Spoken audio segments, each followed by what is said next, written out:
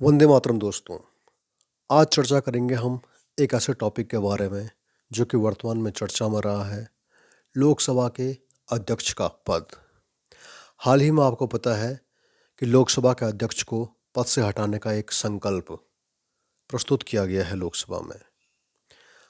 आप जानते हैं कि विपक्ष ने लोकसभा अध्यक्ष श्री ओम बिरला जी के खिलाफ पद से हटाने से संबंधित एक प्रस्ताव अर्थात संकल्प को प्रस्तुत किया है। संकल्प का मतलब प्रस्ताव। लोकसभा अध्यक्ष को पद से हटाने की प्रक्रिया क्या है और इसके संवैधानिक प्रावधान क्या है, इस संदर्भ में महत्वपूर्ण अनुच्छेद है अनुच्छेद 94 94। जो अनुच्छेद 94 है वह लोकसभा के अध्यक्ष अर्थात स्पीकर और उपाध्यक्ष अर्थात डिप्टी स्पीकर के पदों के रिक्त होने, त्यागपत्र देने और उनको पद से हटाए जाने से संबंधित है।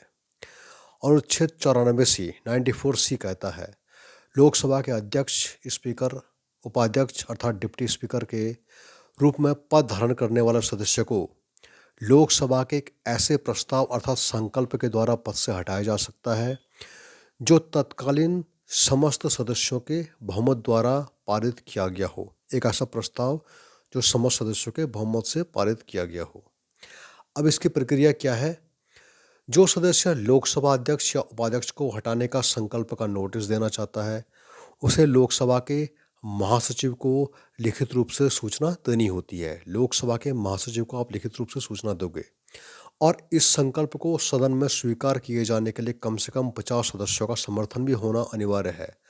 अर्थात अगर हम लोकसभा के महासचिव को यह प्रस्ताव देते हैं तो साथ में कम से कम 50 सदस्यों का समर्थन भी होना चाहिए। ये नहीं कि एक अकेला व्यक्ति पहुंच गया और उसने एक संकल्प प्रस्ताव रखा है कि मुझे लोकसभा के अध्यक्ष को हटाने या फिर उपाध्यक्ष को हटाने की प्रक्रिया प्रस्तुत करनी है।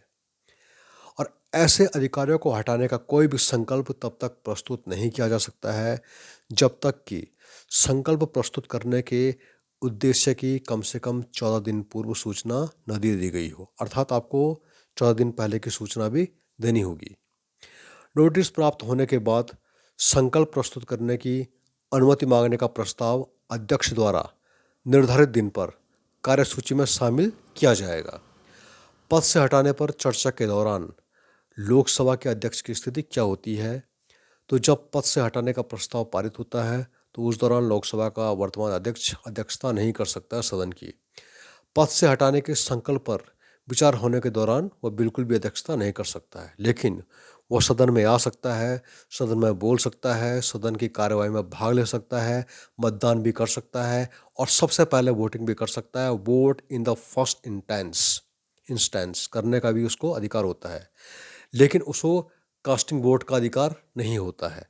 कास्टिंग वोट का मतलब होता है निर्णायक वोट। जब सारे वोट बराबर हो जाते हैं तो ऐसी अवस्था में जो अध्यक्ष होता है वो कास्टिंग वोट करता है, निर्णायक वोट देता है। लेकिन जब इस तरह का संकल्प विचाराधीन हो, सदन में चल रहा हो, तो उस दौरान अध्यक्ष को कास्टिंग वोट का अधिकार नहीं होता है। कुछ इस तरह के एग्जाम्पल हमारे सामने पहले आए हैं, जैसे जीवी मावलंकर 1954, सरदार हुकुम सिंह 1966 और बलराम जाखड़ 1987।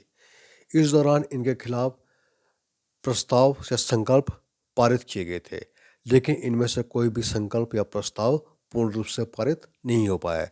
तो यह परीक्षा के दृष्टि से बहुत ही इंपॉर्टेंट टॉपिक है। वंदे मातरम।